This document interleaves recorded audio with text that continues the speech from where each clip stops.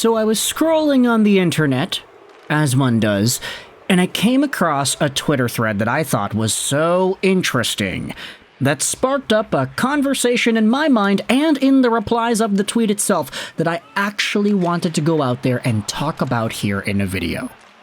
Today, we're going over to the Habitants Twitter account because they went out there and asked this question 4 days ago.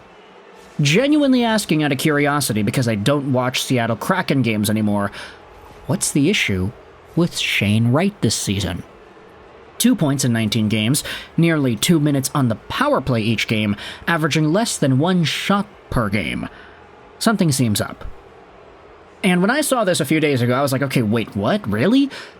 What's going on here? So I went over to Shane Wright's profile, took a look at it. He's still the same, 20 years old, 6 feet, 198, right-handed guy, center, Burlington, Ontario, 4th overall guy by the Kraken. We all know the story, right? He was supposed to be 1st overall. He slipped from 1st to 2nd because Montreal decided to take Slafkovsky. He then slipped from 2nd to 3rd because New Jersey didn't want another center after taking Hischier and Hughes the prior few years. And then Wright went from 3rd to 4th because the Arizona Coyotes were like, hey, we didn't think Wright would be available. We had done all this scouting in Logan Cooley. Let's take him instead. Wright went 4th, and there was some sort of an eternal link that was established on that day between Wright and Slafkovsky that a lot of Canadiens fans would always be bringing up, and you had Kraken fans that were excited. Hey, we got the 1st overall caliber guy falling into our laps here at number 4. This is so much better than any of the other players we could have drafted at this spot. And, to be fair, Wright had a pretty good reason to go out there and give Kraken fans hope. He had 94 points in 63 games played that season in the OHL, and then the next season he had a few more points scattered throughout different teams, from Team Canada at the World Juniors to Coachella Valley in the AHL to Seattle itself in the NHL, and then Windsor in the OHL. It was a crazy development path for Shane Wright. And last season, it was a good step in the right direction for him in the American Hockey League because Shane Wright had 47 points in 59 games and was a point per game in the playoffs. He was great. And you rarely get guys who are so young, at 19 turning 20 years old, posting up point per game seasons in the AHL. He wasn't at a point per game in the regular season, was in the playoffs though. He was still fantastic, and he had 5 points in 8 games with the Seattle Kraken that season, so naturally, fans of this team were saying, hey, there is a reason for Shane Wright to progress forward and actually get better results in the NHL next season, assuming nothing extra happens, right? And then something extra kind of happened. The Seattle Kraken added on a few guys that, I'm going to go out there and say, took some ice time away from Shane Wright. For one, there was the addition of Chandler Stevenson, who was given a pretty big beefy deal, and who was automatically slotted into the second-line center spot. And now, if you go over to the Kraken and their lines, you have another forward that was added on recently that wasn't initially a part of the plan, Daniel Sprong. He's also in there too, and Shane Wright, the guy whom a lot of Kraken fans were saying was going to be a top-line center player over the next few years, maybe even better than Matty Beniers, he is playing on the 4th line, behind Yanni Gourde, who was also experiencing a pretty significant decline in points, and Wright is playing alongside of Ty Karche and Brandon Tanev. He has 2 points in 18 games. And you know what? That's, not great. And ultimately, for a guy who was a top prospect, who was supposed to be a 1st overall caliber guy, the question is, what's going on here? Is this the downfall of Shane Wright, or is there something else at play? Is there a disservice being done here? Let's go out there and read some of the replies to the Habitants Quandary on Twitter, because these responses are getting really interesting. Dwayne Bennett went out there and responded this: Shane Wright was always not 1st overall material. I said this about him watching him on Team Canada before he was drafted. Check my post history about him, watching a few OHL games, etc. He just did not give any of those vibes of being an elite player. Obviously, he has time.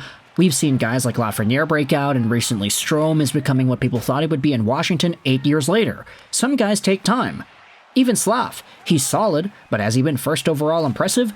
Not yet, but he could be there in a few years if he turns into a consistent 70-80 point guy. But yeah, I think Wright just isn't what he was touted to be. This post, by the way, goes into an entire diatribe of other first overall picks and whether or not they've been disappointing or whatever. This had 23 likes and 5,000 views. Another reply from Roxy Resident says that Shane Wright is the most vanilla hockey player I've ever seen. It's like all his skills are average. Skating, stick handling, shooting. He is not elite at any one thing. And then you had yourselves another reply saying, nothing seems off to be honest. He's Shane Wright. He's the exact same player he was in his draft year, but nobody wanted to listen. Owen Beck is better than him. I watched him live, Tyler Bouchane said. He's a fine depth player, but not showing anything to make people think that he's as special as he was hyped up to be. And then another reply says this, that whole team is odd.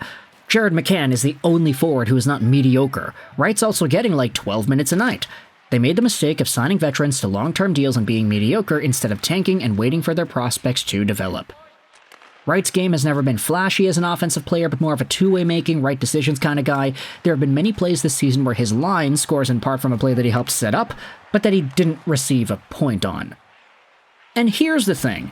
When it comes to Shane Wright, that was always one of the things that we talked about during his draft-eligible year. If you remember back in 2022 when we made our videos talking about whether or not the Canadiens would take him, we always said that Wright was never going to dazzle you with his speed like Connor McDavid. He was never gonna wow you out of your seat in a Pavel Datsyuk or a Trevor Zegras kind of way. What made Shane Wright effective in the OHL in 21-22 was his cerebral mindset of the game. Shane Wright wasn't the guy who was gonna hustle and skate 100 million miles an hour down the offensive zone, because he didn't need to. He was really smart in the way he positioned himself in the offensive zone, the kind of plays that he would make, the passes he would make, and how he would create space and open up lanes for his teammates. He was the ultimate setting up a play kind of guy who made everything he did look extraordinarily easy. Now, if you've ever played hockey in real life, you know that it takes a certain type of magneticism. It takes a certain type of swagger and charisma to be able to hold onto the puck for as long as Shane Wright would and find the perfect passing option 80% of the time.